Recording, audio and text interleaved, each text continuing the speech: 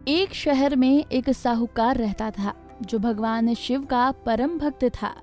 उसके घर में पैसों की कोई कमी नहीं थी, लेकिन उसकी कोई संतान नहीं थी, जिससे वो बहुत दुखी रहता था। पुत्र की कामना करते हुए वो हर सोमवार को भगवान शिव का व्रत करता था और शिव और पार्वती जी की पूरी भक्ति के साथ शिवालय में पूजा करता था। उसके इस भक्ति भाव को देखकर एक दिन माता पार्वती ने शिव जी से कहा कि प्रभु, ये साहूकार आपका अनन्य भक्त है, इसको किसी बात का कष्ट है तो आपको उसे अवश्य दूर करना चाहिए। शिव जी बोले, हे पार्वती, इस साहूकार के पास पुत्र नहीं है, ये इसी कारण से दुखी रहता है। माता पार्वती ने कहा, हे ईश्वर, कृपा करके इसे पुत्र का वरदान दे दीजिए।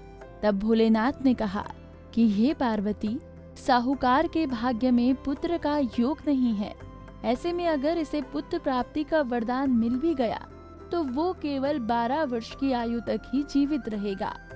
ये सुनने के बाद माता पार्वती ने कहा कि हे प्रभु, आपको इस साहूकार को पुत्र का वर देना ही होगा, अन्यथा भक्त क्यों आपकी सेवा पूजा करेंगे। माता के बार बार कहने से भोलेनाथ ने साहूकार को पुत्र का वरदान दिया, लेकिन ये भी कहा कि वो केवल 12 वर्ष तक ही जीवित रहेगा। साहूकार ये सारी बातें सुन रहा था, इसलिए उसे ना तो खुशी हुई और ना ही दुख। वो पहले की ही तरह भोलेनाथ की पूजा अर्चना करता रहा। उधर सेठानी गर्भवती हुई और 9वें महीने के बाद उसे सुंदर से बालक की प्राप्ति हुई। परिवार में खूब हर्षोल्लास मनाया गया, लेकिन साहूकार पहले की तरह रहा। उसने बालक के 12 वर्ष की आयु का जिक्र किसी से भी नहीं किया। जब बालक की आयु 11 वर्ष की हो गई तो एक दिन साहूकार की सेठानी ने बालक के विवाह के लिए कहा, तो साहूकार ने कहा कि वो अभी बालक को पढ़ने के लिए काशी भी भेजेगा। इसके बाद उसके बालक के मामा जी को बुलाया गया और कहा कि इसे काशी पढ़ने के लिए ले जाओ और रास्ते में जिस भी स्थान पर रुकना वहाँ यज्ञ करते और ब्राह्मणों को भोजन कराते हुए आगे बढ़ना। उन्होंने भी इसी तरह करते हुए जा रहे थे कि रास्ते में एक राजकुमारी का विवाह था। जिससे उसका विवाह होना था वो एक आंख से काना था, और उसके पिता ने जब अति सुंदर साहूकार के बेटे को देखा तो उसके मन में आया कि क्यों ना इसे ही घोड़ी पर बिठाकर शादी के सारे कार्य संपन्न करा लिए जाए। तो उन्होंने मामा से बात की और कहा कि इसके बदले वो अथाह धन देंगे, और वो भी राजी हो गए।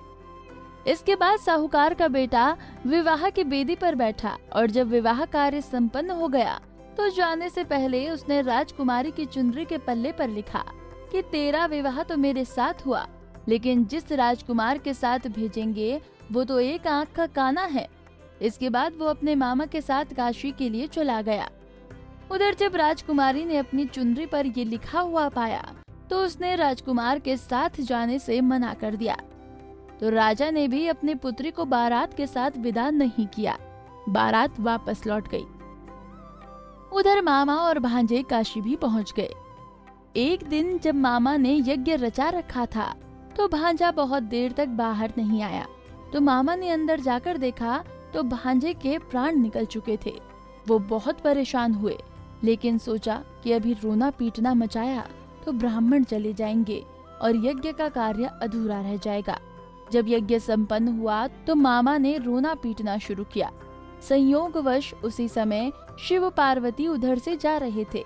तो माता पार्वती ने शिव जी से पूछा कि हे प्रभु, ये कौन रो रहा है। जब शिव जी मृत बालक के समीप गए तो वो उसी साहूकार का पुत्र है, जिसे मैंने 12 वर्ष की आयु का वरदान दिया था।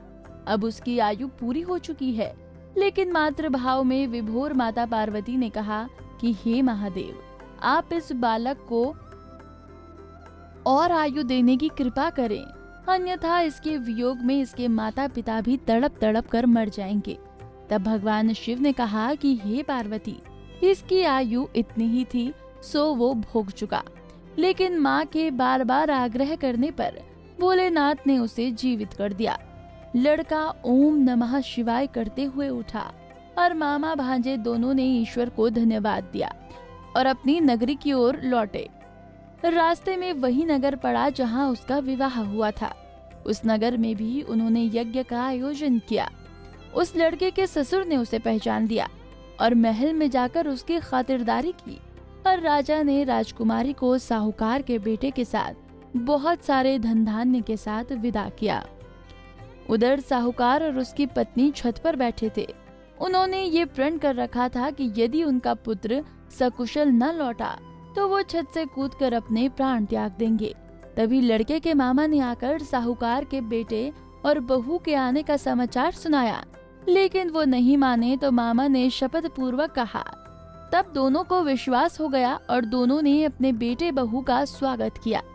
उसी रात भगवान शिव ने व्यापारी के सपने में आकर कहा कि हे श्रेष्ठ, मैंने तेरे सोमवार व्रत करने और व्रत कथा सुनने से प्रसन्न होकर तेरे पुत्र को लंबी आयु प्रदान की है। ऐसा सुनकर व्यापारी काफी प्रसन्न हुआ। इसी प्रकार जो कोई भी सोमवार के व्रत कथा सुनता व पढ़ता है, उसके समस्त कष्टों का नाश होता है और सभी मनोकामनाएं पूर्ण होती हैं। कुंडली टीवी डेस्क से तानिया की रिपोर्ट। इसी तरह की और भी जानकारी लेने के लिए हमारे चैनल को सब्सक्राइब करें और नई वीडियो की नोटिफिकेशन के लिए बेल आइकॉन दबाएं। अगर आप ये वीडियो फेसबुक पर देख रहे हैं तो वीडियो को लाइक और शेयर करें। साथ ही अपनी राय कमेंट बॉक्स में जरूर बताएं। धन्यवाद।